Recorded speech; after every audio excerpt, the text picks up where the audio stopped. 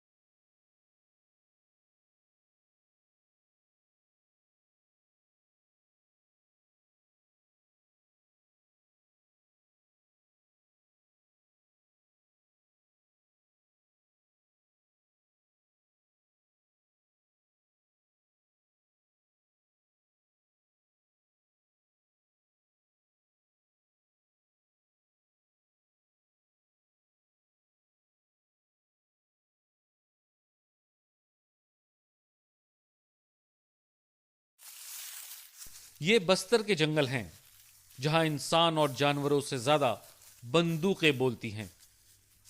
बस्तर संभाग का बड़ा हिस्सा बारूदी सुरंगों के जाल पर बैठा है। यहाँ किसी इलाके में नक्सलियों या माओवादियों का दबदबा है तो कहीं सुरक्षा बलों का सघन अभियान चल रहा है। लोकसभा चुनाव जारी हैं और दूसरे चरण के मतदान से ठीक पहले माओवादी छापामारों और सुरक्षा बलों के बीच हिंसक लड़ाई तेज होने की आशंका बढ़ती ही जा रही है। 16 अप्रैल को कांकेर जिले के छोटे बेठिया के जंगलों में सुरक्षा बलों ने एक भीषण मुठभेड़ में 29 माओवादी छापामारों को मारने का दावा किया है।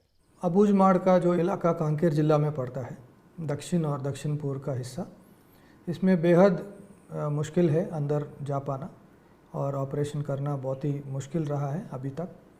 लेकिन पिछले कई दिनों से इसकी प्लानिंग चल रही थी और लगातार इसमें इंटेलिजेंस इनपुट्स प्राप्त हो रहे थे कि लोकसभा चुनाव के पहले किसी बड़ी घटना को अंजाम देने की फिराक में है नक्सली द्वारा।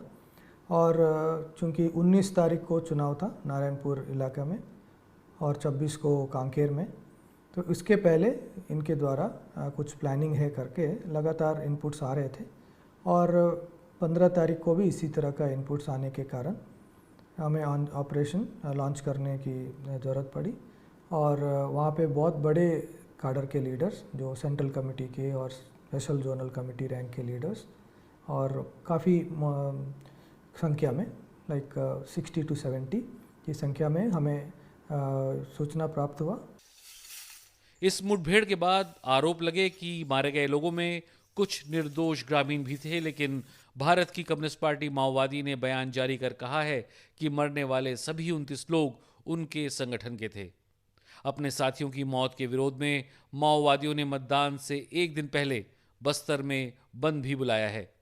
इसे लेकर पूरे संभाग में नक्सल विरोधी अभियान को और तेज कर दिया गया है। सुरक्षा बलों का दावा है कि पिछले 2 वर्षों में उन्होंने माओवादी छापामारों के कब्जे वाले कई क्षेत्रों को मुक्त कराया है। विगत 3 महीने में बस्तर संभाग के अंतर्गत नक्सल विरोधी अभियान में हमें काफ़ी निर्णायक बढ़त प्राप्त हुआ। यदि खासतौर पर देखा जाएगा जिला कांकेर, जिला बीजापुर, इन इलाके में माओवादियों के खिलाफ काफ़ी प्रभावी रूप से कार्रवाई करने के परिणाम स्वरूप अब तक विगत 3-3.5 महीने में हमने टोटल 79 से अधिक माओवादियों का डेड बॉडी विभिन्न मुठभेड़ के पश्चात उसका रिकवर किया गया। और उसके अलावा जो ग्रेडेड वेपन्स जैसे LMG, AK-47, INSAS, SLR, 303, carbine, 9mm pistol, इस टाइप के जो रेगुलर ग्रेडेड वेपन्स है लगभग 18 से अधिक वेपन भी इन मुठभेड़ में रिकवर किए गए थे। और काफ़ी बड़ी संख्या में जो माओवादियों का कैडर्स का सरेंडर भी हो रहा और अरेस्ट भी हो रहे थे। दशकों से चल रहे इस संघर्ष में अगर सबसे ज्यादा नुकसान किसी को उठाना पड़ा है तो वो हैं जंगलों में रहने वाले आदिवासी, जो इस लड़ाई के बीचों बीच पिस रहे हैं। ये हैं सूरजवती हिड़को, जो अपने बेटे अनिल की याद में बेहाल हैं। अंतागढ़ के पेवारी गांव की रहने वाली सूरजवती और उनके परिवार की दुनिया ही उजड़ गई है। वो बताती हैं कि बीती 25 फरवरी को उनका बेटा रस्सी बनाने वाली सामग्री और दूसरा सामान लेने जंगल गया था, लेकिन वो जिंदा नहीं लौटा। मोर लइका लइका पहुंचा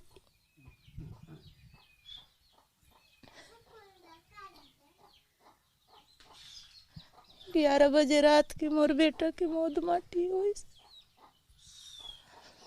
बदबू के कारण मैं राख नहीं पाया हूँ साहब, और परिवार मन कोई नहीं देखे न मुँह लगे। ऐसे हमार बदुस्मान आई इनका घला करबो।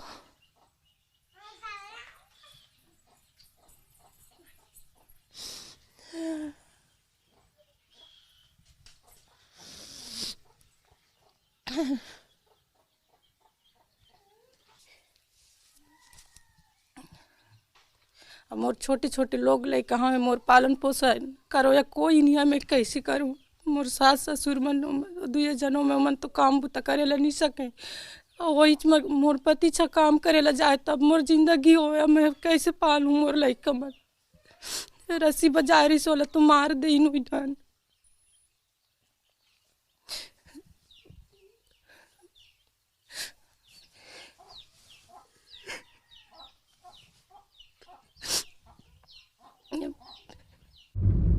सुरक्षा बलों का दावा है कि पेवारी गांव से 25 किलोमीटर दूर मर्दा गांव के पास के पहाड़ में मुठभेड़ में 3 माओवादी छापामार मारे गए थे। इनमें से अनिल भी एक है, मगर पेवारी गांव के मुखिया का दावा है कि अनिल उनके यहाँ ट्रैक्टर चलाया करते थे। वो हमारे घर का आदमी है, ग्रामीण आदमी है, काम करने वाला, जो खेती किसानी करने वाला, जो उसके रोजगार गारंटी में भी काम किया है वो भी है। उसका आधार कार्ड सब कुछ है, पैन कार्ड है, सब कुछ है। और खुद खेती किसानी करत रही से, घरे में ईटा वीटा बनात रही से। ओकर बाद में कुछ रस्सी के नाम से जा रही शिकायत जंगल जा रही सोला मुखभेड़ में उड़ा गोली मार दी। वो आदमी जंगल वाला नहीं, आम आदमी है। ऐसी मोर ट्रैक्टर भी रही से ट्रैक्टर भी चलात रही सोई है अनिल फिर को। तो क्या गेहूं के साथ घुन भी पिस रहा है? क्या इस लड़ाई में नक्सलियों के साथ साथ कुछ निर्दोष भी मारे जा रहे हैं? पुलिस का कहना है कि कोलैटरल डैमेज की आशंका रहती है, लेकिन ऐसी स्थिति में स्वतंत्र जांच करवाई जाती है और पीड़ितों के परिवारों को मुआवजा भी दिया जाता है। यदि कोई माओवादी और सुरक्षा बल के बीच की मुठभेड़ है, उसमें यदि कोई निर्दोष ग्रामीण के यदि उसमें नुकसान हुआ, then we accept the fact and उसके जो कॉम्पनसेशन है या उनका परिवार को किस तरीके से आर्थिक रूप से और अन्य सभी प्रकार का सहयोग कर सकता है। यदि कोई घायल हो जाए तो उसके इमीडिएटली हम इवैक्यूएट करके उनका ट्रीटमेंट करते। मर्दा गांव के खास पाड़ा में सोमारी बाई नेगी का भी हाल बुरा है, जिनके पुत्र रामेश्वर नेगी को भी इससे पहले हुई मुठभेड़ में पुलिस ने मारने का दावा किया था। उनके परिवार ने आरोप लगाया है कि ये मुठभेड़ फर्जी थी। अगर दोनों तरफ से अगर फायरिंग हो जाता नक्सली के साथ तो इधर से भी बीएसएफ को या चाहे पुलिस को गोली लग जाता है, इधर से तो लगता ही नहीं है ना, कुछ सूचना ही नहीं मिला है। तो हमारे आदमी को नक्सली करके मार दिए ना सर, तो हमको थोड़ा से उतना खास नक्सली के साथ मुठभेड़ नहीं हुआ ऐसे करके हम बोलते हैं, हमारे बोलने का है। बस्तर में ना थमने वाली हिंसा को देखते हुए राज्य सरकार ने अब माओवादियों के साथ बातचीत की पेशकश भी की है। सरकार प्रतिबद्धता के साथ सदैव आधी रात को चर्चा के लिए तैयार है। विष्णुदेव जी की सरकार हर बार ये मानती है कि बातचीत चर्चा के आधार पर ही निर्णय निकलना चाहिए। खून खराबे से निर्णय नहीं हो सकता, ना ही खून खराबे से कोई निर्णय हो सकता है, और ना ही बंदूक की नली से कोई सड़क निकल सकती, ना ही बंदूक की नली से कोई अस्पताल निकल सकता है, ना ही बंदूक की नली से कोई स्कूल निकल सकता है। कांकेर के छोटे बेठिया में हुई मुठभेड़ को कुछ ही दिन बीते हैं, लेकिन सुरक्षा बलों को अंदेशा है कि अपने साथियों और बड़े कमांडरों की मौत का बदला लेने के लिए माओवादी किसी बड़ी घटना को अंजाम दे सकते हैं। यही वजह है कि पूरे बस्तर संभाग में सुरक्षा बलों की अतिरिक्त टुकड़ियों को तैनात किया गया है। प्रशासन ने आम लोगों को सतर्कता बरतने की हिदायत भी दी है। इस बीच इलाके में बसे आदिवासियों के चेहरों पर वो डर साफ पढ़ा जा सकता है जिससे वो बीते कई सालों से जूझ रहे हैं। सलमान रावी, BBC, बस्तर, छत्तीसगढ़।